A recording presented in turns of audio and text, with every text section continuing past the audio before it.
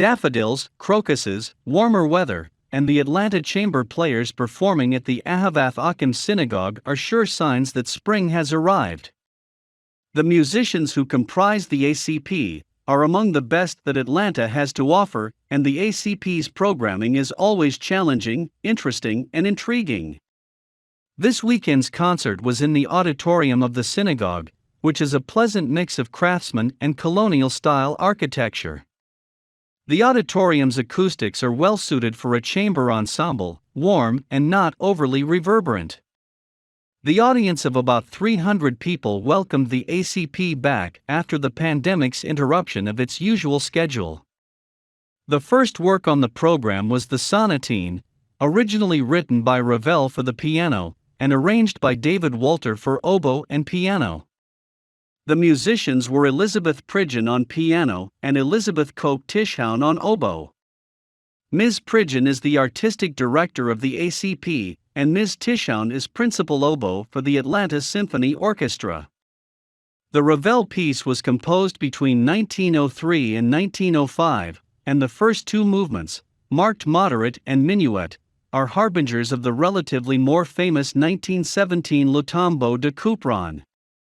In fact, both movements could be added to the 6 movements of Le Tombeau, and it would be difficult to tell that they aren't actually part of the later work. The third movement is more adventuresome, almost jazz-like, with shifting time signatures that builds to a rousing climax. This was a fine performance. It was elegant in the first 2 movements and driving in the third. Ms. Tischhaun plays with a warm tone and her command of her instrument is impressive, and Ms. Pridgeon was fearless in her playing. The only jarring note was that at the beginning of the sonatine, there seemed to be hum or resonance in the piano, which eventually subsided. Albert Roussel's 1929 trio for flute, played by Todd Skitch, viola, Catherine Lynn, and cello, Brad Ritchie, was next on the program. The 3 movements are in the traditional fast-slow-fast style. The composer was in his late 50s when he wrote the trio, and he seemed to be influenced by Ravel and Debussy, and the neoclassic style that had emerged in Europe. Roussel does not rely on the flute to carry the melodic line, and sometimes 2 of the 3 instruments parallel each other, but none totally dominates. The second movement is dark in contrast to the liveliness and exuberance of the 2 outer movements. Again, the ACP players gave wonderful performances, although at times the viola struggled to be heard above its 2 compatriots, probably a function of the instrument's timbre and range.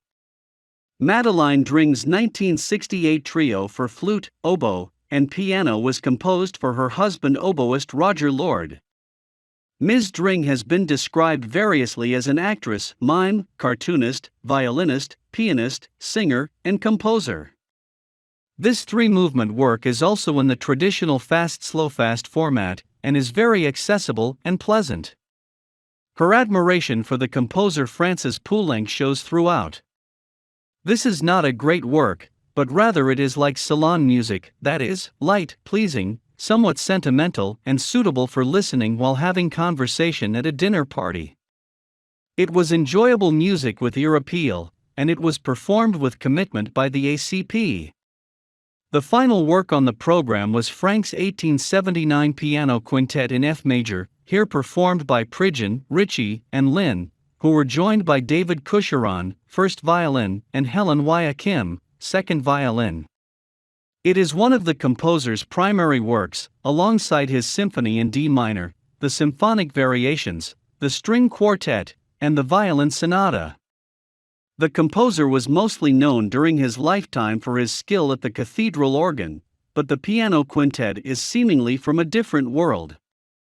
This is intense, dense, emotional music that sonically is more akin to the Germanic tradition rather than to the lighter, more transparent nature of much of French music. Some of Frank's contemporaries eschewed the work for being overly dramatic, sensual, and passionate. It does indeed have those characteristics, but for today's ear, it doesn't have the shock value it likely had 150 years ago. Coucheron and Kim were magnificent together, playing with intensity and balance. All the ACP's members played this emotionally laden music with technical skill and musical grace. It was a quite wonderful and engaging performance. Visit www.atlantachamberplayers.com for a preview of next year's programming.